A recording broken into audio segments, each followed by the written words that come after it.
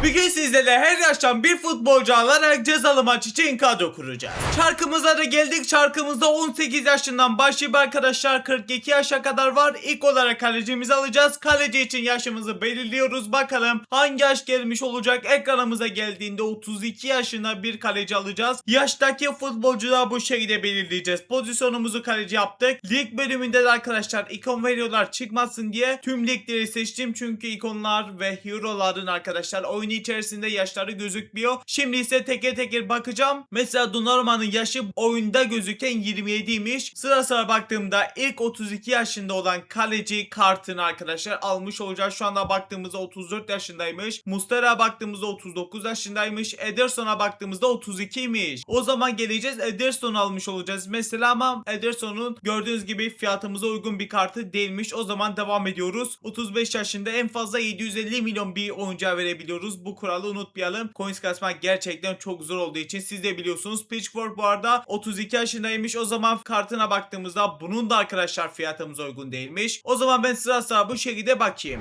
107 genlere kadar düştük ve Pitchfork'un kartı bir kez daha karşıma geldi ve 32 yaşına zaten görmüştünüz ama yine ben göstereyim. Gördüğünüz gibi bu kartımız 32 yaşında gösteriyor. O yüzden kırmızı dereceli olduğu için 73 milyona temeli 107 gen 111 genlik bir karta istek verdik. Emirler bölümüne de geldiğimizde 111 genlik kalecimizi almış olduk. İlk transferimiz 32 yaşında Pitchford olmuş oldu. Şimdi kalemize de ekledik. 3 kanatları 90 gen olmuş olduk. Şimdi o zaman çarkımıza geçtiğimizde sağ bek için çarkımızı çeviriyoruz. Bakalım kaç yaşında gelecek? 23 yaşında bir oyuncu alacağız arkadaşlar. Siz de bu tarz videolar için bu arada arkadaşlar like'larınızı bekliyorum. En az 400-500 like atın arkadaşlar. Geçenki video arkadaşlar televizyonda izleyenler like atamayabiliyor demiştim. Onlar like attığında arkadaşlar gerçekten tuhaf bir şekilde çok like oranımız yükseldi. O yüzden televizyonda izleyenler like atmak zor ama her zaman beni izliyorsanız, beni seviyorsanız lütfen like'lara basalım. Üşenmeden arkadaşlar. Yaş olarak Llorente'ye baktığımız arkadaşlar 31 yaşındaymış. Bize 23 yaşına bir futbolcu lazım. Dumfries 29'muş. Coleman'a baktığımızda 37 yaşındaymış. Dumfries'e baktığımızda 29 yaşındaymış. Frimpong'a baktığımızda 25 yaşındaymış. James'e baktığımızda 26 yaşında çıktı. Kunde'ye baktığımızda 27 geldi. Lucas'a baktığımızda 34 yaşındaymış da Lucas sağ bek oyuncusu muydu? Sanki farklı bir pozisyonu. Neyse Wesley'e baktığımızda 22 yaşmış. 1 yaştan kaçtı. Arnold'a baktığımızda 27 yaşındaymış. O zaman ben teker teker bakmaya devam edeyim. 23 yaşında gördüğünüz gibi Jan Couto diye bir futbolcu buldum arkadaşlar. 112 genlik kartının da turuncu hali varmış. 646 milyona ise isteğimizi vermiş olduk bu karta. Emirler bölümüne de girdik ve kartımız satın alınmış arkadaşlar. Bence iyi bir transfer yaptık. İkon ve hero'lar olmadığı için arkadaşlar genel olarak biraz da düşük kartlar alıyoruz. Neyse kafamızı karıştırmayalım. 2 gende atladık. 92 gen olduk. Sağ bekimiz bence genç, güzel bir oyuncudur. İnşallah kartı da güzeldir. Tek tek maçında göreceğiz. Uzatmadan 3. çarkımızı çevirdik. Sol bek için çeviriyoruz. Çok erken yaş geldi. 20 yaşında bir sol bek alacağız. Bakalım 20 yaşında bir sol bek bulabileceğiz mi? O da şüpheli. Sol bekimizi hemen seçelim arkadaşlar. Kaydet arama dediğimizde arkadaşlar bakalım çıkacak mı? Bu arada şu anda ekranda 100 tane kart var. 100 kartta 20 yaşında bir sol bek olmazsa bir kez daha çark çeviriyoruz. Bunun bilgisini veriyorum. Şimdi Nuno Mendes 23 yaşındaymış. Mendy 30 yaşındaymış. Bu karta baktığımızda 21 yaşındaymış. Bize gördüğünüz gibi 20 yaşında bir futbolcu lazımdı. Yani 1 yaştan kaçtı. Bu da 22 yaşındaymış. Tagliafico'ya baktığımızda yaşlıdır zaten. Bu da yaşlıdır. 33 yaşındaymış. Calafiori 23'müş. 3 yaştan kaçtı. Cucurella da 27'ymiş. O zaman ben yeniden teker teker bakmaya devam edeyim. 20 yaşında gördüğünüz gibi Hato diye bir kart bulduk arkadaşlar. Turuncali lütfen olsun, bu kartımızda yokmuş. Maalesef temel adını almak zorunda kaldık. 55 milyona istek verdik. Yapacak bir şeyimiz yok. Emirler bölümüne de geldiğimizde kartımız geldi. Maalesef derecesiz bir oyuncu aldığımız için, beceri puan basamadığımız için özellik olarak biraz düşük alacak. Yani yapacak bir şeyimiz yok. Eklendiği zamana geldiğimizde Hato'muzu sol beke ekledik. 2 gen atladık. 94 gen olmuş olduk. Şimdi sağ stoper için çarkımızı çevirdik ve bakalım bu sefer hangi yaştan alacağız? 38 yaş geldi. Yani yaşlı bir futbolcu alacağız ama genel olarak inşallah güzel bir futbolcuya denk getirmiş oluruz. Şimdi burayı stoper yaptık. Kaydet arama demiş olduk. Şimdi Van Dijk'e baktığımızda 34 yaşındaymış. Marquinhos gençtir. 31 aslında genç de değilmiş. Kubarsi gerçekten gençtir. 19 yaşındaydı. Gabriel'e baktığımızda 28 yaşındaymış. Hüseyin de gençtir. Bakmamıza gerek bile yok ama ben yine bakıyorum. 20 25 yaşında Saliba. Thiago Silva olabilir, 41 yaşındaymış. Artık Thiago Silva bence futbolu bırakman lazım. Van Dijk'a da son kez baktık, ikinci kez. Şimdi o zaman teker teker bakayım, sizleri sıkmayayım. 99. oyuncu 23 yaşında, 100. oyuncu da arkadaşlar 31 yaşında Şekriner yani. Yani ilk 100 oyuncuda 38 yaşına bir kart çıkmadı. O yüzden tekrar çevir diyerek sağ stoper için yeni bir yaş belirliyoruz. Bakalım bu sefer hangi yaş gelmiş olacak? 35 yaşında geldi. Yani 35 yaşında sanırsam bir kart denk gelmişti. İlk 5 sırayı bir birlikte bakalım. 34 Van Dijk'mış. Kubarsi genç zaten. Gabriel'e baktığımızda 28'miş. Marquinhos vardı, onu görmedik, 31 yaşında. Saliba'lara baktık. Koyse zaten geç, onu biliyoruz. Thiago Silva baktığımızda 41 yaşında. O zaman bir kez daha bakmaya devam edelim. Yani biraz uğraştırıyor beni ama olsun, sorun yok. 35 yaşında arkadaşlar Alonso diye bir kart bulduk ve Turuncu Ali'de fiyatımız uygun olduğu için direkt istemizi verdik. Bu arada yaşı da göstereyim, yanlışlık olmasın. Sağ stoperde Alonso'nun kartı oynamış olacak. Emirler bölümünde de kartımız geldiğinde gelsin artık. Geldi mi geldi, güzel bir şekilde 119 genlik bir kart almış olduk. Yine yüksek bir kart aldık. Yedeklere girdik. Alonso'yu kadromuza ekledik. 4 gen atladık. 98 gen olmuş olduk. Şimdi o zaman sol stoper için çarkımızı çevirdik. İnşallah orta yaşlar bari gelsin. En kötü güzel 29 yaşında bir oyuncu bol bol vardır diye düşünüyorum. O yüzden pazarımıza bir kez daha geçtik. Direkt ben sol stoper aramaya direkt başlayayım ben. Mikrofonu kapatmıştım. O sırada da 29 yaş olarak Kim Min-jae kartını aldık arkadaşlar. Bunun da bilgisini veriyorum. Maalesef derecesiz halini aldık. Sadece Temel Ali kartı vardı. Bunun bilgisini veriyorum ve şimdi sağ merkez orta saha için yaşımızı belirliyoruz. Bakalım hangi yaştan bir futbolcu alacağız o mevkiye derken 28 yaş geldi. O zaman geçelim ve 28 yaşında bir futbolcu almış olalım. Şimdi pazara geldik. Arama bölümüne pozisyonumuzu merkez ortası yaptık. Kaydet arama demiş olduk. İnşallah hızlı bir şekilde 28 yaşında bir futbolcu denk gelir ve beni uğraştırmaz. Şu ana kadar tüm mevkilerde uğraştık. PD'ye baktığımızda 23 yaşında. Riceberg 28, 27'ymiş. Bir yaştan kaçtı. McTominay olur mu? Olmadı. Yine bir yaştan kaçtı. PD'ye baktık. Rice'a da baktık. De Jong olabilir. Oo güzel. Erken zamanda De Jong'umuzu bulduk ama fiyatımıza uygun değilmiş. Aslında bu uygun da, yani daha güzel bir kart denk gelebilir. Ama kuralımızı bozar şimdi arkadaşlar. İlk hangi kart gelirse mavi derecede fiyatımıza uygun olduğu için kuralımızı bozmayacağım. Buradan De Jong'un kartına isteğimizi verdik. Emirler bölümüne de girdiğimizde mavi dereceli yeni bir kart, Şampiyonlar Ligi son gelen etkinlik olduğu için inşallah da güzel bir kart getirmişlerdi. De Jong'un kadromuza ekledik. Üçgen atladık. 100 üçgen olmuş olduk. Şimdi o zaman çarkımıza geçtik. Bu arada şey de bir yapayım. Çıkan yaşları bir sileyim çarktan. Çarkımız şimdi hazır ve çarkımızı çevirdiğimizde bakalım bu sefer hangi yaş gelecek. Sol merkezi için alacaktık ve 39 yaşında bir tane sol merkez ortası var mı göreceğiz arkadaşlar. Pazara gelmiş olduk. Arama bölümü zaten merkez aratılmış ve bakalım gelecek mi? İlk zaten burada belki De Bruyne kaçtı, 34 yaşında. O yüzden buraya bakmamıza gerek yok. Bu bölümde de Mbappe'ye bakmamıştık. O da 19 yaşındaymış. De Jong'u zaten almıştık. Enzo'ya baktığımızda 25 yaşında. Camavinga gençtir, 23 yaşında. Santos da gençtir, 21 yaşında. Bentancur belki olabilir, 28 yaşındaymış. O zaman teker teker bakmaya devam edeyim ben. 39 yaşında João Moutinho adlı futbolcunun kartını bulduk. 110 genlik temelinde bir kart. Turuncu Ali yok ama mavi dereceli Ali varmış. Bu arada dereceli Ali'lerine de birlikte bakıyorum. Sürpriz olsun bana diye. İstemizi verdik bu karta. Emirler bölümüne de girdiğimizde kartımız gelmiş oldu. Gördüğünüz gibi şimdi o zaman kadromuza giriş yaptık ve yedeklere girdik. Buradan oyuncumuzu gördüm. Sol merkeze de ekledik. Ekegen atladık. 105 gene kadar ulaşmış olduk. Şimdi o zaman ofansif orta saha için tekrar çevirerek çarkımızı çevirdik. Hangi sayı gelecek? Yani yaş gelecek derken 25 yaşında güzel kartlar net bir şekilde vardır. Bu arada 2 milyar 800 milyon coinsimizde kaldı ve son 4 transferimiz olduğu için arkadaşlar, bu arada bunu da bu şeyde belirteyim. 2 milyar 800 yapıyoruz. Bölü 4 diyoruz. Eşittir dediğimizde bir oyuncuya şu anda 700 milyon coins bütçemiz var. Bunun bilgisini veriyorum. Kaydet arama diyerek de 25 yaşında bir futbolcu bulmaya başlıyoruz. Bakalım erken zamanda var mı? Musiala olabilir ama 23 yaşındaymış. Bu oyuncu olmaz diye düşünüyorum. 36'ymış. Palmer olur. 23 yaşındaymış o da. Bergus olmaz diye düşünüyorum. 34 yaş. Pellegrini bakalım. 29 yaşında. Bellingham net olabilir ama 22. Bellingham bayağı olgun gözüküyor ama çok genç bir oyuncu. Danioma 27'ymiş. Konya 26'ymış. Bir yaştan kaçtı. Bakmaya devam. 25 yaşında arkadaşlar Damsgaard diye bir futbolcu bulduk. 110 genlik bir kart bulduk. en erken olarak. Dereceli hallerine baktığımızda kırmızı hali varmış. Güzel. Turuncu hali olmazsa bile kırmızı hali de fena değildir. Emirler bölümüne de girdiğimizde kartımız gördüğünüz gibi gelmiş oldu. Orta sattığımızın da son transferini gelelim arkadaşlar eklemiş olalım ve iki kendi atladık. %7 gen olmuş olduk. Her yaştan bir futbolcu almaya çalışarak orta sattığımızı da kısacası bu şekilde yapmış olduk. Şimdi o zaman sağ kanat için çarkımızı çeviriyoruz ve bakalım hangi yaş gelmiş olacak. 40 yaş geldi ya. Sağ kanat var mıdır onu da bilmiyoruz. Çıkan yaşları da bir kez de arkadaşlar silmiş oldum. Bunun da bilgisini veriyorum ve şimdi o zaman pazarımıza gelmiş olduk. Arama diyerek de burayı hemen sağ kanat yaptık. Kaydet arama dediğimizde 40 yaşında bir sağ kanat bulmaya başlayacağız. Yamal tabii ki de 18 yaşında. Bunlar da gençleri de biz yine bakalım 18 yaşında. O lisede gençleri 24 yaşında. Anthony olmaz 26 yaşında. Di Maria olabilir aslında 38 yaşındaymış. Muhammed Salah'da bir bakalım 33'müş. Pedro da olabilir 38 yaşmış yani 2 yaştan kaçıyor. Şakiri 34'müş. Son olarak da Mahrez'e baktığımızda 35'miş. O zaman ben teker teker bakmaya devam edeyim. 98. karta kadar 40 yaşında bir futbolcu yok. 99'a baktığımızda 29. Salah Sans'tan bakmıştık. Yine bakalım 33 yaşında yani 40 yaşında bir tane sağ kanat bulamadık. O yüzden 40 yaşı bir kez de ekliyoruz ve çarkı bir kez daha çeviriyoruz. Bakalım bu sefer arkadaşlar hangi yaş gelecek? Bu sefer de 37 yaş geldi. 37 yaşında o zaman bakma bir kez daha ben başlayayım. 37 yaşında yine sağ kanat bulamadık arkadaşlar. 38 39 var ama 37 yoktu maalesef. O yüzden bir kez daha çevirdik. Artık bir bulabileceğimiz bir yaş gelir mi? 27 yaşında artık buluruz diye düşünüyorum. Yaşımız uygun arkadaşlar. Sonunda bir kart bulduk ve Pulisic'e geldiğimizde dereceli hallerinin sonunda alabildik ve şükürler olsun diyoruz ve 645 milyon isteğimizi verdik. Emirler bölümüne girdik. Kartımız gelmemiş, şimdi gelmiş ve tüm oyuncular al diyerek kartımız olduk. Sonunda artık gerçekten sağ kanatımızı almış olduk. Pulisic'i de ekledik. 4 gen atladık. 111 gene kadar ulaşmış olduk. Şimdi o zaman sol kanat için çarkımızı çevireceğiz ama 27 yaşlı da arkadaşlar kaldıralım ki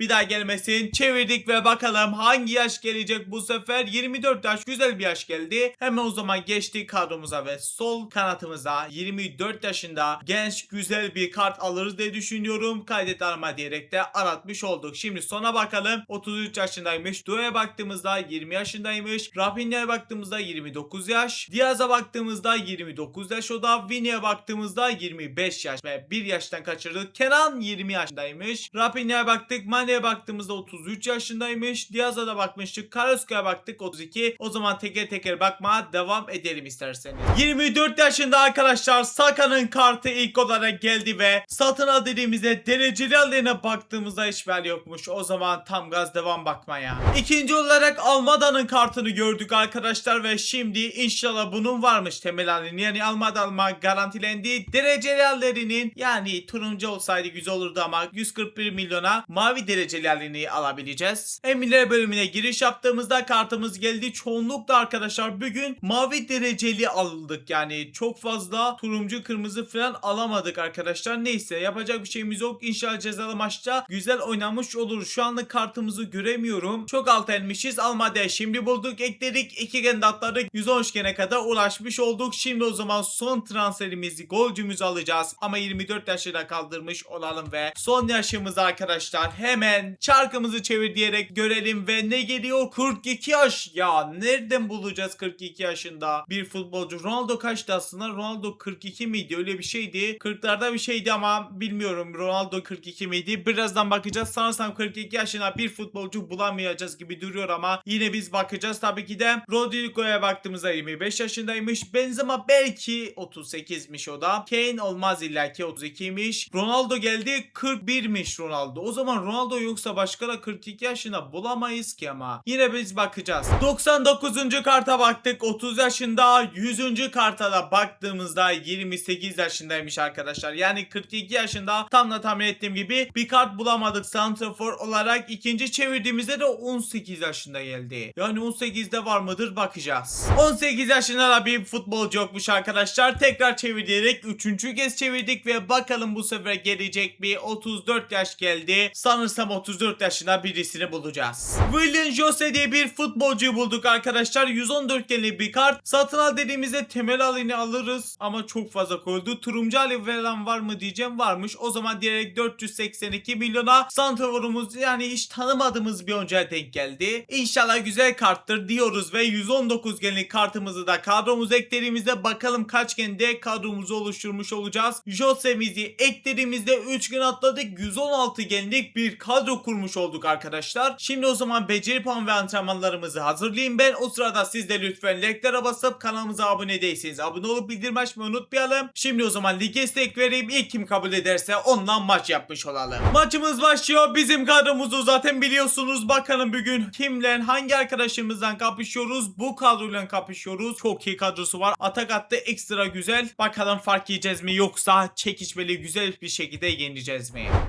Mbappe aradan çok güzel bas. Oradan kimmici alamadı. Kalecimizin beşliğinden geçti ve maalesef 8. dakikada 1-0 geriye düştük arkadaşlar. Mbappe çok güzel gördü Dembele'yi. Almada verdi pasını Jose'ye. Jose çok güzel gördü Odegaard diyorum. Damsgaard vurdu ama bize çarptı ya. Denko çarpıp Casillas'ta kaldı. Pulisic şimdi gördü Jose'ye. Jose bıraktı kime? Damsgaard Pulisic orta içeriye vur De Jong. Alonso yine aldı. Müthişsin oğlum. Damsgaard bıraktı Jose Almada vuramadım. Oo ne oldu? Biz sarı kart yedik. Yani şuta basamadım arkadaşlar. Yanlışlıkla kayabildik. Üstüne de sarı kart yedik. Damsgaard verdi Almada bir kez Damsgaard'dan bir çalım. Şutunu çekti. Kaleci Casillas. Yapma be. O Damsgaard kim? Bu arada ofansif orta sahamızmış. Gol atamadı maalesef. Şimdi ortamız geliyor. Lütfen güzel birisi vursun. Alonso vurdu ama korner galiba. Aynen öyle yok. Çok güzel bir hata geldi bizim açımızda. Moutinho 1-1. Güzel bir şekilde pas hatası yaptı. Moutinho da güzel bir şekilde onu değerlendirdi ve yaşlı kurtumuz golünü attı. Dembele verdi Mbappe'ye. Mbappe çalımını attı. Mbappe kaleciyi çıkardık aman. Yani ne işe yarayacak? Mbappe karşısında var. Dembele bıraktı. Haydi oğlum Pitchford ya. Bir şey yara be. 3 şut çektiler sanırsam güzel olarak. 3'ünü de gol yedi Pitchford. Pulisic bıraktık sağ beke. O ne yapıyor? O kaleciyi çıkardı. De Jong vur. Gol. Hani arkadaşlar bilerek mi yapıyor bilmiyorum. Ligden bir arkadaşımız olduğu için hani beni tanıdığı için arkadaşlar belki de bilerek bu şekilde hatalar yapıyor. Yani bu videoyu izliyorsan lütfen bilerek yapma bir daha maç yapacaksak. Lütfen diyorum ve 3-2 yaptık. İnşallah bilerek yapmıyordur. Mbappe yine şut pozisyonu ve yine gol. Maalesef o boşlukları nasıl veriyoruz bilmiyorum. Verdi De Jong bir kez daha yan ilerliyor. Pasını aradan geçmedi ama taç bizim atağa geçeceğim arkadaşlar. Belki bir şekilde beraberlikte bitiririz maçı. Damsgaard bıraktı şimdi. Çok geriye bıraktın oğlum ya. Dembele bıraktı şimdi. Cruyff var bir kez daha Dembele'ye. Aradan Mbappe ama Alonso var ya bugün en mücadele yapan Alonso gerçekten. Pas hatası geldiğine rakipten Almada'ya verdik. Almada Damsgaard bıraktı Jose ama Jose çok ağır kaldı. Alır mısın Jose alamadı. Pas hatası gelir mi? Mbappe çalımını attı. Kaleciyi çıkarma fake'ini verdim ama offside'miş. Maçımız bu şekilde bitti. Ceza çekeceğiz. İstatistiklerimizde gördüğünüz gibi bu şekilde olmuş. Şimdi ise cezalı çarkımızdayız. Bakalım bugün kaç tane bilet cezamızı yapmış olacağız. Ya çok fazla geldi be. 9 tane UC draft bileti harca geldi. Yani 27.000 cevherlik ceza çekeceğiz. Birinci biletten cezamızı çekmeye başlıyoruz. Bakalım güzel bir şey gelecek mi? Havuza gelirse cezamız bir ödül olsa müthiş olacak. İlk 2 biletten gelmedi. 3. biletimizde yol yine görmedik. Yeni bilette geliyor mu? Yeni bir oyuncu bile gelmedi. Bakalım bu sefer yol yine gelmedi. 5. bilet sanırsam yine yol yok maalesef. 6. biletimizde yeni bir oyuncu var. Sonunda yolda gördük ama havuza mı göreceğiz. Belçika Hazard olabilir. Sol kanat Hazard mı? Hazard değil. Trossard gelmiş oldu arkadaşlar. 110 üçgenli kartıyla. Son 2 biletimizi de harcayalım. Buradan bir şey yok. Son biletimizi de harcadığımızda yolumuzu gördük ama havuza gelmesi lazım. Ceza ödül olması için. Buradan da Pedro geldi. Satılabilir olsa müthiş olur ama olmadı. Cezamızı çektik. Like'lara basalım, abone olmayı unutmayalım. Ekrana 2 video bıraktım. Onları da izlemediyseniz bence izleyin. Ben de bugünlük bu kadar. Kendinize çok çok iyi bakın. Allah'a emanet. Görüşürüz. Bay bay.